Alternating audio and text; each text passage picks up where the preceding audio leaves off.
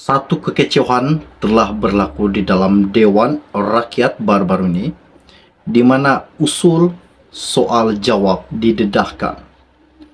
Seperti yang dikatakan, baru-baru ini, soalan Siti Zaila Muhammad Yusuf, yaitu PN Rantau Panjang, yang bertanyakan sama ada terdapat ahli parlimen kerajaan juga disiasat selain pemimpin pembangkang pernah disiasat sebelum ini. Dan apa jawapan yang diberikan Anwar Ibrahim sangat-sangat menggemparkan. Katanya Anwar, "Saya tidak tahu khusus, tetapi saya dimaklumkan memang ada siasatan melibatkan blok pembangkang dan kerajaan. Saya tidak tahu jawatannya dan sebagainya. Bila tahu soalan ini, saya hanya bertanya kepada pihak penguat kuasaan. Mereka sahkan memang ada siasatan terhadap blok kerajaan dan blok pembangkang." Wow, ini satu pendedahan yang amat-amat luar biasa. Sebenarnya Anwar memang telah tahu siapa yang disiasat di dalam blok kerajaan, termasuk di dalam kabinet Anwar. Namun Anwar tidak ingin mengambil tahu, biar penguat kuasa maupun SPRM yang menjalankan tanggung jawab mereka dan tugas mereka untuk menyelesaikan permasalahan para menteri-menteri yang terlibat dengan rasuah, pengubahan dan segalanya. Itu yang Anwar katakan. Namun di dalam media ini pada hari ini mengatakan bahwa blok kerajaan dan blok pembangkang memang sah, memang ada. Dikatakan SPRM memang disiasat. Memang ada yang terlibat, memang ada yang disiasat. Mungkin ada di antara MP di blok kerajaan terlibat dengan rasuah dan pengubahan. Mungkin pasti ramai yang tertanya-tanya dan pasti ramai yang telah tahu siapakah menteri tersebut yang disiasat SPRM. Wow, ini sangat mengejutkan. Oke, sebelum saya meneruskan isu yang tergempar ini, mohon kiranya pertimbangkan, tolong tekan butang subscribe dan share video ini. Di dalam media ini berkata, bukan hanya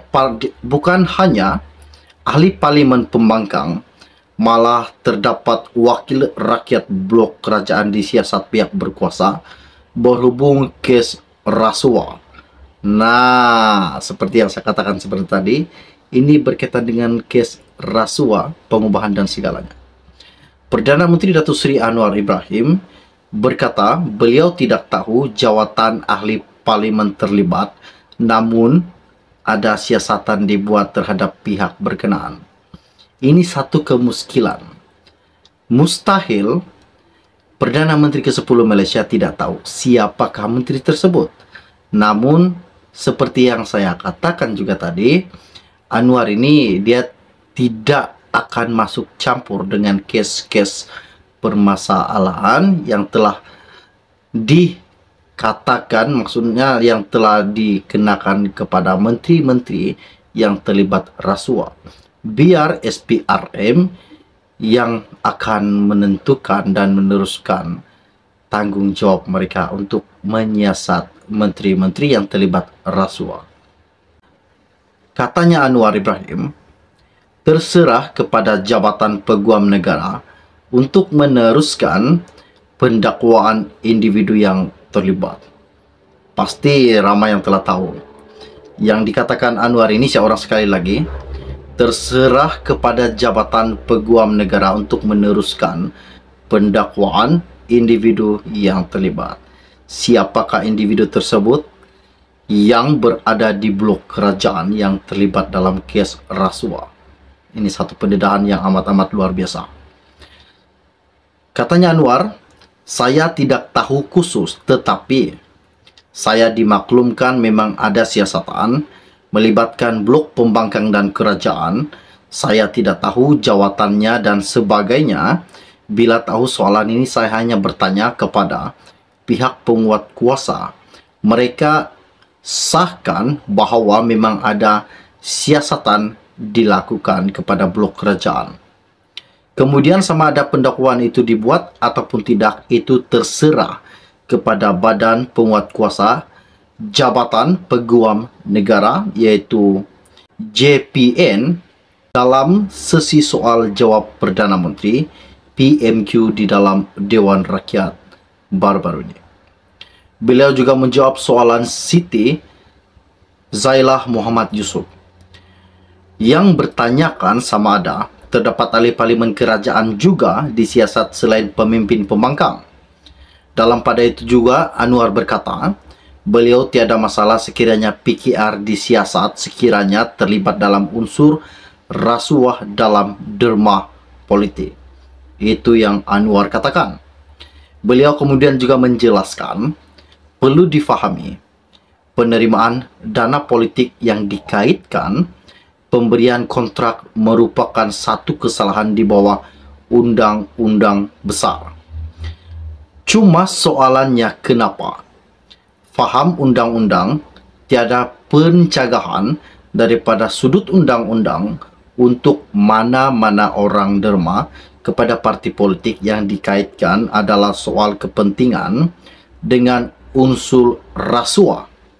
Kerana pemberian kontrak dan orang memberi kontrak itu dikehendaki memberikan dana kepada syarikat atau individu atau parti, katanya Anwar Ibrahim baru-baru ini.